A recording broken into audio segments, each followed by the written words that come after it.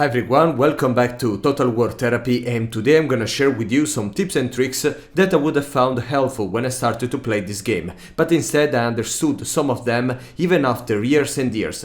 It's late night here in Italy, so we have to be a little quiet. Don't forget to subscribe if you enjoy my video, and let's begin. When you have a look at the unit cards of some defensive unit, you may see displayed the attribute Charge Defense and Charge Reflection. That it means that this unit, when charged by a cavalry for example, will be immune to the charge bonus, and it will even reflect the damage to the cavalry unit. This is not completely correct. If you want this attribute to work, you have to give the front to this cavalry. They have to brace, they have to be stopped and give the front.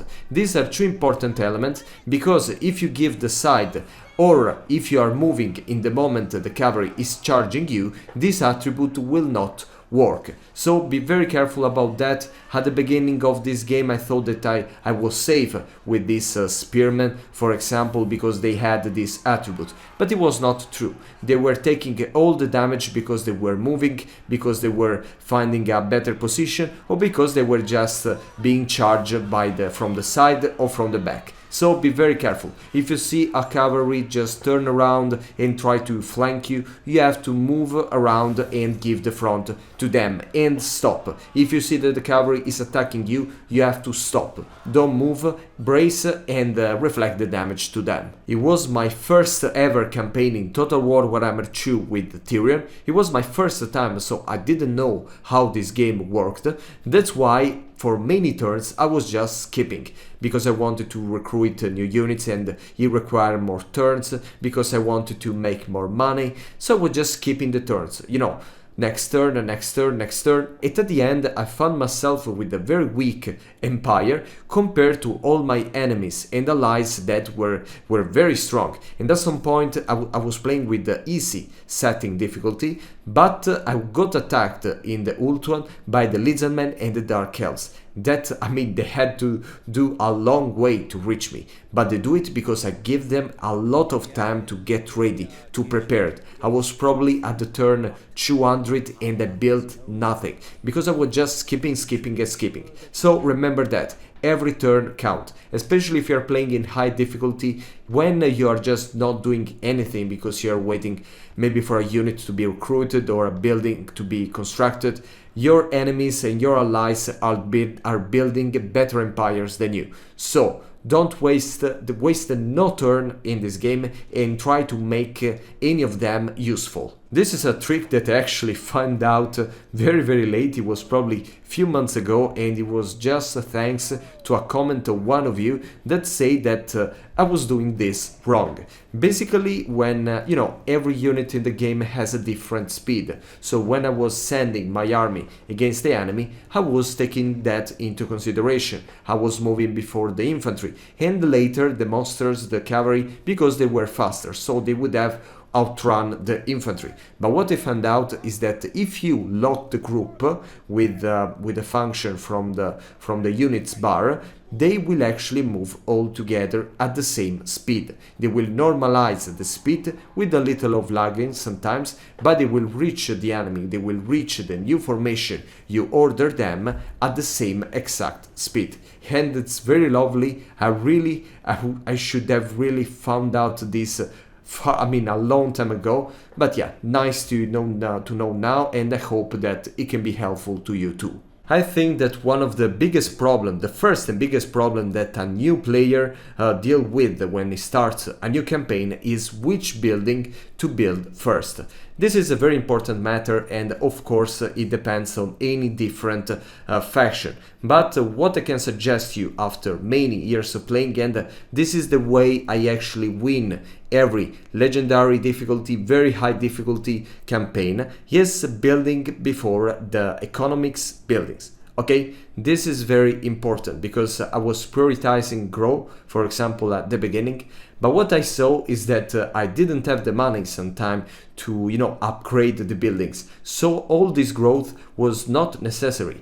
At the same time, many other people prioritize military buildings to recruit new units. but I can tell you that especially in the very first dozens of turns, is better to have just, to rely on the very basics units and use this time to build your economics. When you will have access to more resources, you will be finally able to recruit new special and specialized units. In this way you will perform better all over your campaign. So remember, prioritize cash flow and just then growth in military buildings. Another trick that can be helpful in some situation is when you press the shift and you drag the unit to decide the path this unit has to follow. So if you want a unit, a cavalry for example, to turn around, to sneak around the enemy from the back of your army, you can just press shift and decide the journey, even at the end, to attack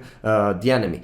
This, I will be honest with you, it can have some issues. Sometimes it's not working that well, because there can be an enemy that can chase you, that can intercept you, or sometimes they just get slower while they do this move. So be careful, but if you use it correctly and if you give a little of attention to them, you can even do it manually, of course, but it's something that can be helpful in some situation, but be very careful. About Winds of Magic, of course, there is a lot to say, but something that I found out after many years of playing this game, it's that the regions in the map can have different winds of magic. This is something crazy, because I was even using this mechanic with the Kairos, but I really didn't get that this mechanic was, you cannot control these mechanics with the other faction, but every region has different winds of magic. They can be powerful or not. And this is something you have to be careful if you have an army that relies heavily on magic, or even if you have a spellcaster. You can have the best spellcaster of the world, but if you spend a lot of turns in a region with the weak winds of magic, at the end your pole of wind of magic will be empty and you will have no chance to use your magic. It happened to me with Catherine in one situation around the Darklands, and it was very bad because you have a very powerful spellcaster without spell that she could not use the spells. So every time your army move to another region, just have a look.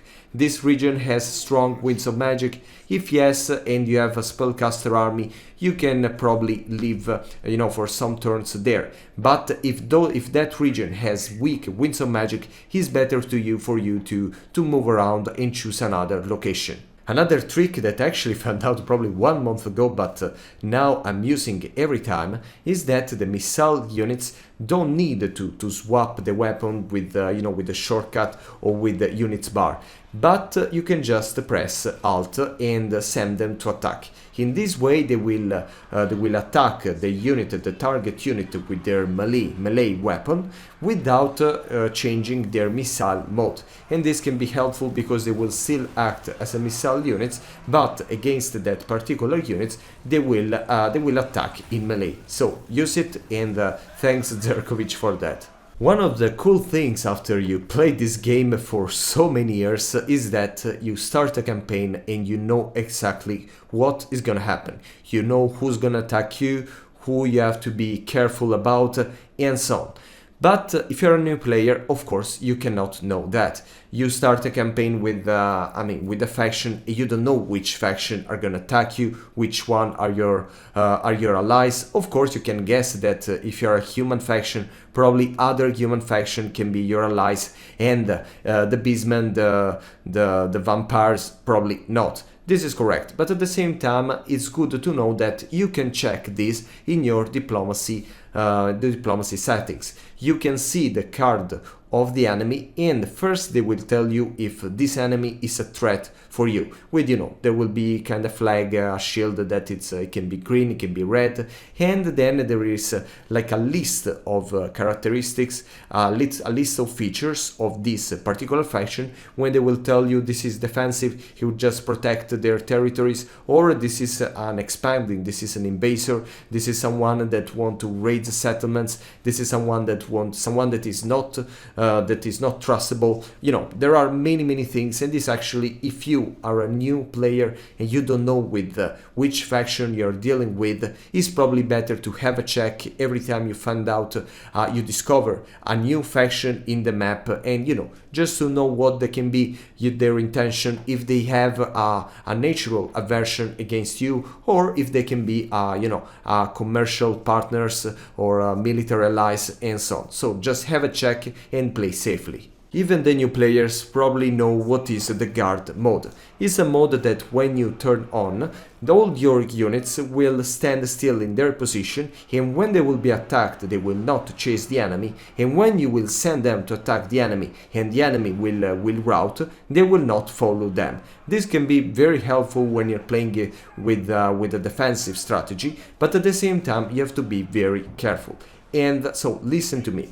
When they are attacking you, for example, you send them with the guard mode, you have to remember that they will stand there. They will not move when the enemy will maybe like a cavalry. Okay, if you tell them to attack a cavalry and they are in the guard mode, then the cavalry will go away, will sneak around your army formation and will attack your back, because your units will not chase the cavalry. They will stand still. So you have to be very careful about that, even when you're playing with defensive strategy, because at some point you may need a unit that was playing defensively to chase an enemy, to take care of a situation, and the guard mode can be a limit, and at some point you can see, you know, the cavalry hitting your artillery and your unit that was supposed to attack them just standing in the middle of the map doing nothing. So be careful and use it correctly. The first approach of people when they start to play this game is to invade, to expand their bigger empire, because it always have to be bigger. You have to conquer as many settlements as you can, and you have to be, you know, the main power in this game.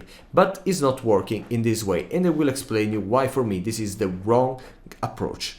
Now, if you have more lands, they will be harder to defend. You may be attacked by multiple sides, and you will not have the resources to upgrade the settlements that you already possess. So if you don't have enough money, it's not necessary to occupy a new settlement. That then you have to split the money between the new settlements and the settlements that you already have. At the same time, if you don't have enough armies to defend your regions, it's important, you know, to just have some settlements well defended rather than many settlements that are just weak with no garrison, and they can be very vulnerable to your enemies. In case, of course, a settlement can be helpful for your economy, or for your it's a very defensive position, like it's a wall, or in these cases it can be a good choice to expand to them. But don't paint the map, don't focus on that, because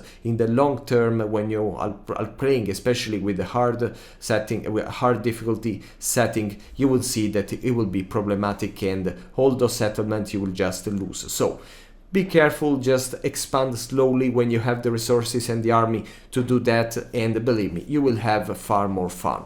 This is another little trick that I found out recently, and you can believe me, it may look just useless to say, but if you use it correctly, it can make the difference during your battle. Now, some of the missile units, especially the gunpowder one, when they will be attacked, charged by an infantry, for example, the units in the back, they will keep firing at the enemy. Okay, if you just put them with the melee mode, they will attack the enemy, so they will leave their rifles to take the swords and attack in melee with them. But if you don't do that, if you just let them stand still, they will protect. The unit in the front, they will protect. The units at the back, they will still fire with their guns. And believe me, if you make a comparison with the two different strategies, you will see the difference. Another thing very important for new players, and I'm sorry to say that in this case there is no solution, is that every faction is different. Every different lord, every different campaign, it's very different, and sometimes you don't know exactly how they work. there can be a faction like the human faction that they take benefits from expanding their territories, or there are like other factions like the greenskins that they benefit from raising, from, even if Gringor occupy all the world, but this is, I mean, something of the AI. But yeah, greenskins may take more benefits from raising and sacking settlements and so on. There is a different approach for any faction, for any campaign, and honestly, you have to learn this by your experience. So when you win, for example, when you win a settlement battle, and you will see the different option, you can see if it's a higher the one for sacking or higher the one for occupying, and so on, because there are, you know, different things. At the same time, you can check your buildings. There are factions with buildings that they rely a lot of the economics, and faction that you can see that the economics buildings are just very weak. They give nothing. Like for corn, for example, corn, they don't rely on economics buildings. So if you want to grow your resources, you have to raising and raging around, but not to build economics buildings. So be careful about that. Every faction is different, and I mean, you will learn this campaign by campaign. When I started to play this game, it was clear that the cavalry was meant to charge the enemy. But what I didn't know, it was how important was that to master the art of charging. I was charging, for example, the units at the front, and I didn't know that, I knew, but I didn't know that it matters that much if you charge the side, the back, or the front of a unit. At the same time, I was keeping them engaged in melee, even if I was seeing that most of the infantry were winning over them, and I was like, but why? I mean, a cavalry is supposed to be superior to a melee infantry, so why the infantry is winning? Because the cavalry is supposed to charge again. And if this is something that for advanced player, of course it's something, for beginners players like me at that time can be kinda new. So the cavalry is supposed, there are different cavalries I made videos about, but most of cavalry are supposed to charge, leave and charge, but don't let them engage in melee for a very long time, and avoid to charge the front of the enemies. Very important thing that it sounds crazy, but just recently with one of the last patches they made it clear during the battle is the tiredness. Okay, all the units except the one with perfect vigor, they get tired, and when they get tired, all their stats get reduced. Okay, they will not perform that good. And you have to be careful about that, because if you make a unit running all around, fighting all the time, then when maybe we'll address a fresh new unit, that unit will be far stronger than you, even if you have a superior unit. So you have to be very careful about this thing. If you have a time to make your units just to stand still and do nothing, it's probably best to do it, because they will take the forces, even if it takes a lot of time. But yeah, they can take all the energy back, the vigor back, and then they will be like new. But if you let them attack and over attack, they will get tired, and they will their stats will really drop down. Especially for new players, gunpowder units like the handgunners of the Empire may be a little problematic to use, because compared to the archers, to the bowmen, they require a straight sight of the target. But what you probably don't know, and it can be quite painful during your battles, is that sometimes the terrain cannot play at your favor. Okay, every time you deploy a gunpowder unit like the handgunners, and mainly like them, you have to be careful of the terrain in front of them. You have just to check manually, because there is no other way for now. And yes, you have to see if there is maybe a little hills, if the ground is going up, so they are covering the view, or if maybe it's going too much down, and then they will be a little back, and they will not have the sight of the target. It's very important that, and it's a problem, because of course these are very powerful units, but in the wrong map they can really perform so badly that they will become useless. So be careful of the land when you deploy the handgunners, and yeah, everything will be great. Leadership is another big topic that we cannot address in this video, but what is important to state for new players is that the flanking is not something just for aesthetics, it's needed for leadership. You have to deploy your units, even if it can be problematic with some spells like the wind spells that they can just hit multiple units in this way, but you need to keep them flanked, because if they have the flank protected, their leadership will be up, so you will have less chances to make them root when, like for example, a monster will attack you. A big part of this game are the maps that are very different. They can have forests, they can have hills, lakes, and you have to take this into consideration when you're fighting your battle. Many people, they just look at the game like if it's a flat surface and have just to deploy the unit there, when you have to take advantage of the territory and you have to be careful when the enemy is taking advantage of that. So of course this is a very big topic, but I mean, remember that every unit can perform good or bad depending on the position it is. Like when there is a hills, the unit that will be on top of the hills will have increased stats compared to the one that will be at the at the bottom of the hills. At the same time, monsters overall can find some debuffs when they cross a forest, and many infantry, when they are in a lake, they will see their stats reduced. So be very careful of the situation. Sometimes it's not even mentioned. For example, the vampire coast, sorry, the zombies are aquatic, but the game doesn't tell you. So you have just to know with playing this game and trying, testing, and at the end, yeah, you will find out that this unit that is not mentioned anywhere, nowhere, you can just expect like they're pirates, so they will be good fighters in the water, but yes, you have no clue of this, and yeah, be careful and test any unit, because the terrain can make the difference in your game. It was again my first campaign with the Tyrion with the high health, and at some point I recruited a dragon, and I was so happy because I had this giant monster. It was my first giant monster that I was recruiting in this game, and I was so amazed, and yeah, lovely. And I just sent it to deal with an entire army of my enemy, and it fell down so quickly that I could not believe. I was saying, why? I mean, it's a dragon. I mean, it's supposed to destroy, all the land without the lesser effort. But it was not like that. Every monster is different. Not all the monsters are tanky, and at the same time they can be vulnerable to particular kinds of units, like the missile infantry overall. So just because, this is especially for new players of course, just because it's a monster, don't think that it can survive everything. Just because you're scared of monster, don't assume that your enemies, they already saw a lot of monsters, they will not be that scared by them. So be careful, and every time you recruit a new monster, have a look at their unit cards, test it and see if it is a tank, if it's a predator, or try to understand which are their qualities and what are their weaknesses. I actually waited a lot before starting to use the shortcuts, but now that I do it and I'm used to it, I really cannot stop. Of course, you need the time to get used to it. At the beginning you will find it a little weird, but remember, if you want to use the spells of your spellcaster, you need to use the alt plus the number,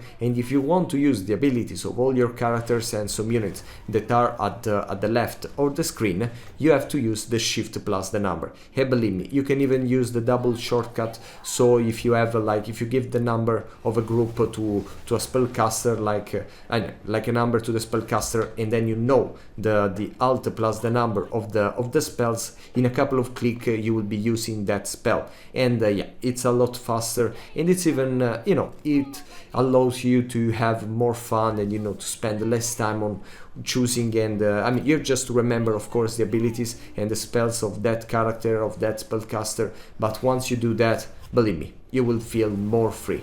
An aspect of this game that is not addressed by the game itself is the friendly fire. The friendly fire exists, okay? And for the new players this is important to know.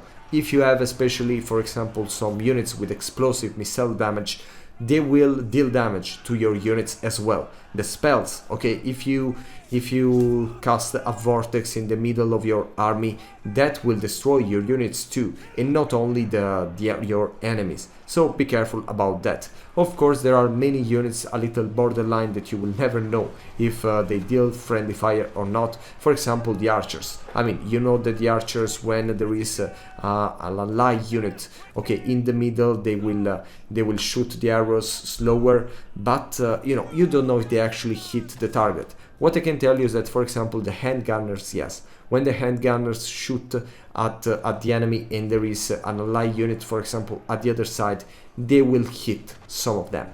But yeah, especially with explosives or bombs and mortars, catapults, and spells, of course, that those will deal damage to your units, so be careful about that.